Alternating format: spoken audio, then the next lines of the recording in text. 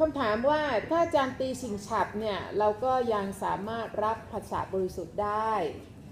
แต่ถ้าใครมีเอาก้อนหินเนี่ยมาปาหลังคาเราจนทำให้หลังคาชำรุดคำถามคือเราจะผัสสะบริสุทธิ์ได้ไหมใช่ไหมนะคะถ้าในกรณีเช่นนี้เนี่ยคุณจะทำยังไงคุณจะวางใจยังไงนะคะแน่นอนคุณต้องโกรธคุณต้องโกรธแน่แต่การโกรธตรงนี้นะคะเอาอย่างนี้ดีกว่ามันขึ้นอยู่กับระดับการปฏิบัติของคุณนะคะว่าข้างในตัวใจของคุณจะแกร่งอะไรแค่ไหนนะคะจะแกร่งอะไรแค่ไหนถ้าสำหรับคนเดินถนนทั่วไปแล้วแน่นอนปฏิกิริยาก็คือโกรธแล้วก็ต้องแก้แค้นเขาปาฉันก็ต้องทำอะไรเข้ากลับไปมันก็กลายเป็นกงกรรมกงเกวียนไปฉันทำเธอทำฉันมันก็กลายเป็นอย่างนี้นะคะเป็นเจ้ากรรมในเวรกันแต่ถ้าสมมุติว่าคุณมาปฏิบัติอย่างนี้แล้วนะคะคุณรู้จักเจอรี่แล้วว่ามันทำยังไงเจอรี่เนี่ยนะไอ้อวิชชาตัณหาอุปาทานกิเลสอะไรต่ออะไรพวกนี้ที่มันมากับเจอรี่ทั้งนั้นเนี่ยนะคะว่ามันทำงานอย่างไรสิ่งแรกที่คุณเนี่ยนะจะต้องพยายามมองก็คือว่ามองว่าคนนี้เขาก็ต้องถูกเจอรี่ของเขารบกวนคือตรงนี้พยายามที่จะมองอย่างมีเมตตาแต่เมตตาไม่ใช่ว่าพยายามที่จะข่มตัวเองว่าฉันเกลียดเขาไม่ได้ฉันโกรธเขาไม่ได้ฉันจะต้องเมตตาเขาไม่ใช่ใครก็ตามนะที่มีความโกรธข้างในนะแค้นคนถึงขนาดเอาเนี่ยนะปาเขาคือคุณต้องมองให้ออกว่าไม่ใช่ตัวเขาแต่เป็นเจอรี่ของเขาใช่ไหมมันเป็นเจอรี่ของเขาที่ทำแล้วคุณก็รู้ว่าเจอรี่เนี่ยนะมันเป็นยังไงอะไรเพราะปัญญาของคุณเนี่ยนะตรงนี้จะช่วยให้คุณเนี่ยให้อภัยเขาได้คุณอาจจะไม่สามารถที่จะรับรู้เสียงพวกนี้อย่างเป็นผัสสะบริสุทธิ์ได้เพราะมันน่ากลัวใช่ไหมแล้วถ้าทำอันตรายคนอะไรในบ้านอะไรต่ออะไรพวกนี้แต่คุณจะต้องคุมเกมคุมข้างในของตัวเองอยู่ก่อนว่าสาเหตุที่เขาทำอย่างนี้ได้นะมันเบียดเบียนคนอื่นทำให้คนตกใจอะไรเหมือนอย่างเงี้ยไม่ใช่เพราะตัวเขาหรอกเจอรี่ของเขานะคะเป็นเจอรี่ของเขาเป็นอวิชชาของเขาฉะนั้นคุณจะเริ่มเนี่ยเข้าใจแล้วความโกรธของคุณจะน้อยลงความโกรธของคุณเนี่ยจะน้อยลงแล้วความเมตตาตรงนี้จะเป็นความเมตตาเนี่ยนะที่มันเป็นธรรมชาติมากขึ้นว่าโอเคฉันจะไม่โต้ตอบอะไร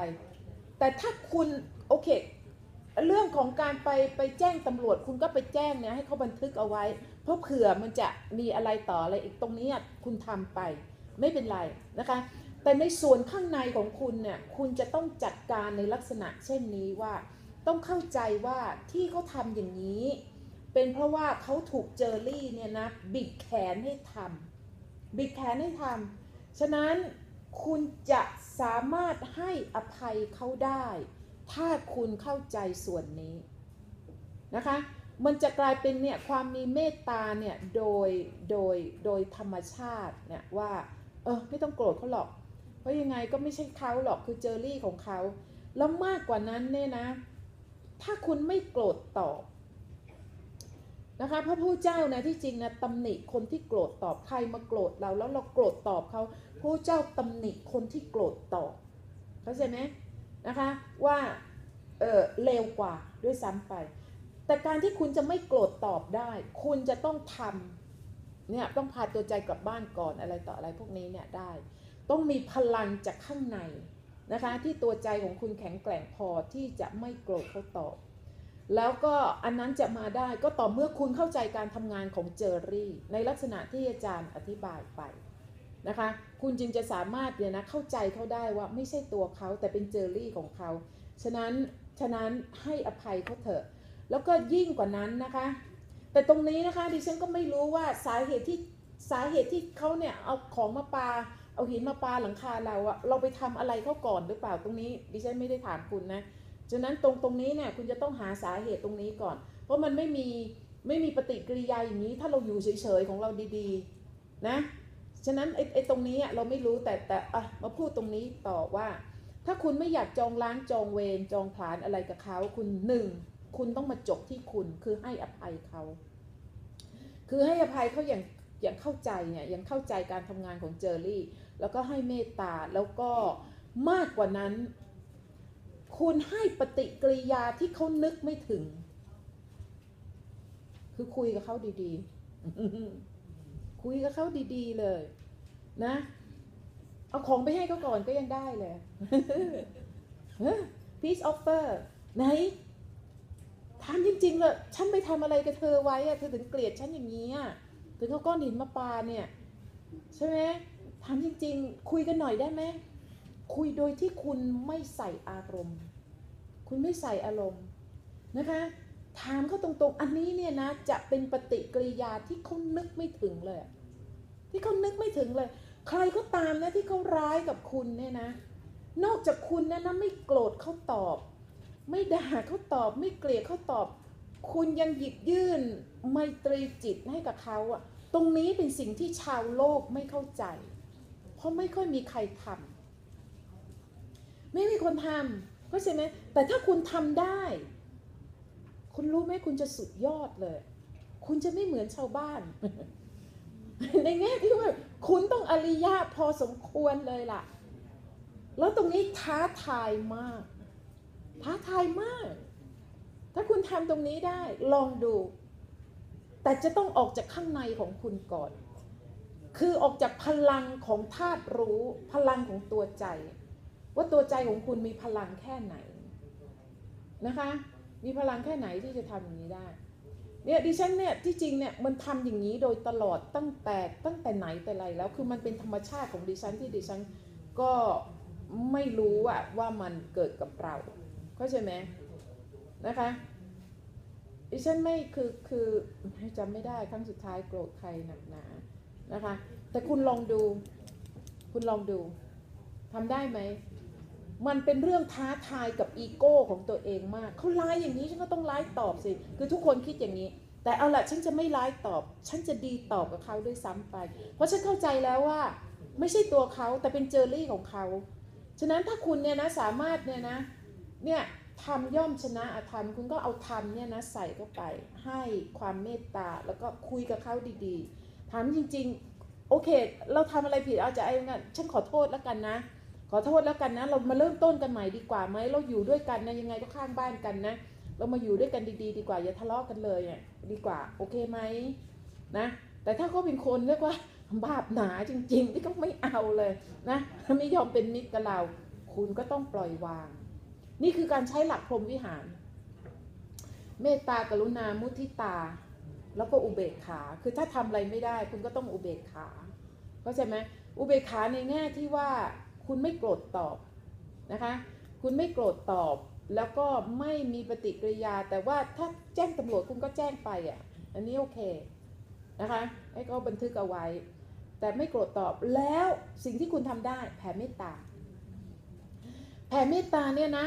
จ่อไปเลยเนี่ยขอให้เขาเป็นสุขเถิดขอให้เป็นสุขตรงนี้ท้าทายมากคือถ้าคุณทำได้นะคุณรู้ไหมว่าอีโก้ของคุณเนี่ยนะโหยมันจะน้อยลงเนี่ยนะถูกทำลายกันเนี่ยนะเป็นกอบเป็นกำเลยตรงนี้ทำให้ตัวคุณเองด้วยตรงนี้จะช่วยคุณนะเข้าใกล้ประตูนิพพานเร็วขึ้นเข้าใจไหมนะคะลองทำดูแต่ก่อนอื่นเนี่ยไปเช็คก่อนว่าสาเหตุที่ทำให้เขาเอาก้อนหินมาปาบ้านเรามันอะไรนะคนของเราไปทำอะไรหรือเปล่าตรงนี้นะคะแล้วก็แก้เป็นเปลาะๆไปเนี่ยถือโอกาสพูดเรื่องนี้นะคะคือตอนนี้เนี่ยนะดิฉันเนี่ยนะช่วยพวกกลุ่มที่เรียกว่ารากหญ้าเนี่ยไม่ได้ฉะนั้นดิฉันก็จะทำบุญกับพวกเขาเนี่ยนะโดยเนี่ยหนังสือที่ขายเนี่ยถ้าเป็นพวกแบงค์ร้อยดิฉันจะใส่กระเป๋าของดิฉันแล้วดิฉันจะไล่แจกพวกเนี่ยเจอพวกแม่บ้านเจออะไรแต่อะไรเนี่ยอะไรไล่แจกบางครั้งเนี่ยนะกว่าที่จะออกจากคอนโดได้ออกจากเนี่ยลงมาข้างล่างละกว่าที่จะออกจากไอ้ประตูของคอนโดหมดไปละ800นะสวนสีสวนกี่คนแต่คนละร้อยรปภอะไรแต่อะไรฉะนั้นเรื่องเงินเนี่ยดิฉันคือหมดเร็วมากพวกร้อยแล้วดิฉันแจกก็แจกทีละร้อยแล้วเวลาที่ไปพวกช้อปปิ้งมอลล์พวกฟอร์จูนดิฉันอยู่แถวพระราม9แล้วอยู่แถวฟอร์จูนอะไร พระราม9เซ็นทรัลน่ะแล้วดิฉันก็จะดูพวกแม่บ้านที่เขาเนี่ยกวาดทั้งวันเนี่ยกวาดคือชีวิตของพวกเขานะถ้าคุณเนี่ยพวกเราชนชั้นกลางเนี่ยเรารู้ว่าเราโชคดีแค่ไหนอะแล้วงานพวกนั้นเนี่ยงานต่ำๆอยู่กับของเหม็นๆตลอดเวลาเลยฉะนั้นเขาเครียดแค่ไหนอะคุณรู้ไหมเครียดแล้วเงินเนี่ยนะหาเท่าไหร่มันไม่พอนะคะฉะนั้นดิฉันก็จะไล่หาเนี่ยนะคนพวกนี้นะแล้วก็มีวันหนึ่งแล้วก็เนี่ยให้เขานะคะลอยหนูไปกินก๋วยเตี๋ยวแค่ให้เขาเนี่ยยกโอ้ยขอบคุณครับป้าขอบคุณครับพี่อะไรแต่อะไรตรงนี้เขาทำบุญกับดิฉันแล้วนะคะในอนาคตเขาจะไม่มีโอกาสมานั่งอ่านหนังสือมานั่งดู YouTube อะไรของดิฉันหรอกไม่มีเอาอะไรที่ไหนมาดูล่ะแต่ดิฉันก็ยังต้องทำบุญกับพวกเขาให้มากที่สุดก็คือว่าแค่เขายกมือนะยิ้มกับเราขอบคุณเราดีใจกับเราอย่างน้อยให้เขานะมีสิ่งที่ดีใจตื่นเต้นโอ้ยอะไรที่จะกลับไปบ้านเนี่ยนี่วันนี้ไปเจอผู้หญิงคนนึงน่ะเขาให้เงินฉันตั้ง100อะไรอย่างเงี้ยมีอะไรดีๆเอากลับไปคุยที่บ้านน่ะเข้าใจไหมซึ่งมันไม่ค่อยมีอะไรดีๆที่จะเอากลับไปใช่ไหมพอเราเจออะไรที่มันดีๆเราก็ไปคุยใช่วันนี้ไปเจออะไรแต่อะไรนี่คือสิ่งที่เขาทำได้แล้วทุกครั้งที่เขาพูดถึงเราลึกถึงเราตรงนี้เขากำลังสร้างบารมีกับเราฉะนั้นในอนาคตอันไกลโพ้นเนี่ยนะไอ้บารมีที่เขาเนี่ยนะดีใจกับเรานะยกมือไหว้เราตรงนี้มันจะออกผลในอนาคตนะคะนี่คือสิ่งที่ดิฉันทำเป็นหน้าที่เนี่ยกินเนี่ยก่อนที่จะออกจากห้องเนี่ยก็ลงมาแม่บ้านมีกี่คนที่กำลังทำความ3 คนขนมใครเอาขนมไอ้บัวหิมะมาให้เมื่อวานนี้อร่อยมากดิฉันก็ไปแจกแจกอาหารอร่อยจริงคนละชิ้น3 คนก็แล้วก็แถมเงินให้อีกคนละ100คนละ100แล้วเราก็ไปสวนให้คนเนี่ยแล้วน้องคนนี้คนไหนที่เขาจะมาเอาพวกผ้าอะไรเนี่ยก่อนจะลงมาก็หมดไปละ400นะคะแล้วแต่ที่จะเล่านี่นะจะเล่าถึงที่ฟอร์จูนนะคะแล้วดิฉันก็ไล่หาคนเนี่ยแล้วดิฉันก็เนี่ยผู้หญิงคนนี้นะคะก็วัยกลางคนแล้วล่ะกวาดอยู่ดิฉันก็ไปแตะมือเขาเบาๆน้องไปกินก๋วยเตี๋ยวนะยิ้มเขาตกใจมากเลยเขามองหน้าของดิฉันเขายิ้มไม่ออกแบบตกใจบอกอุ้ยไม่ต้องตกใจทำไมเหรอทำไมต้องตกใจแล้วเขาก็จ้องหน้าดิฉันแล้วก็ดิฉันก็เนี่ยเอาไปกินก๋วยเตี๋ยวนะไม่ต้องตกใจโทษทีที่ทำให้ตกใจแต่พอดิฉันเนี่ยมาบวกลบคูณหารแล้วดิฉันเข้าใจเช่นนี้นะคะว่าสาเหตุที่เขาตกใจคือว่าไม่มีใครเคยสังเกตเห็นเขาเข้าใจไหมไม่มีใครสังเกตเห็นคนในระดับล่างไม่ค่อยมีคนสังเกตเห็นหรอกคือเรา take it for granted น่ะคือพวกยูทำงานอย่างนี้ยูก็ทำไปเราอยู่ในอีกระดับหนึ่งเข้าใจไหมหน้าที่ของเราช้อปปิ้งดูอะไรต่ออะไรพวกนี้ใช่ไหมแล้วพวกยูก็ทำไปโดยที่เราไม่ได้นึกว่าที่จริงเขามีเลือดเนื้อมีจิตใจมีทอมกับเจอรี่รู้สึกเจ็บรู้สึกปวดแล้วอยากเป็น somebody อยากเป็น somebody ทุกคนนะคะอยากมีความรู้สึกว่าฉันสำคัญเข้าใจไหมแต่คนเหล่านี้เนี่ยนะโอ้ดิฉันสังเกตเนี่ยนะลงจากห้องที่คอนโดออกจากลิฟต์เนี่ยนะตอนที่อยู่ที่ไหนสุภาลัยอยู่เนี่ยตึกนี้แหละตึกที่พระราม9ตึก A ดิฉันสร้างสังเกตนะคะ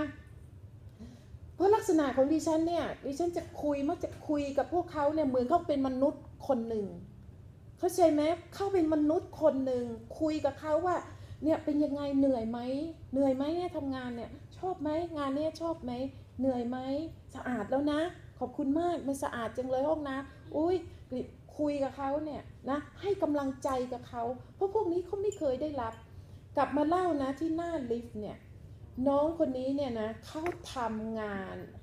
ก็นี่แหละกวาดอยู่แถวนั้นน่ะทั้งกวาดทั้งถูทั้งเช็ดลิฟต์อะไรต่ออะไรแล้วที่จริงเขาน่ารักเขาใครออกมาจากลิฟต์นะคะไม่รู้ว่าเขาถูกสั่งให้พูดหรือว่าเขาพูดเองสวัสดีค่ะสวัสดีค่ะสวัสดีค่ะใครออกจากลิฟต์สวัสดีค่ะโอ้น่ารักจังเลยแล้วก็พอเขาสวัสดีหนูเป็นยังไงอะไรแต่อะไรแล้วก็คุยกับเขาแต่ที่ฉันนั่งสังเกตวันหนึ่งเนี่ยนั่งรอรถ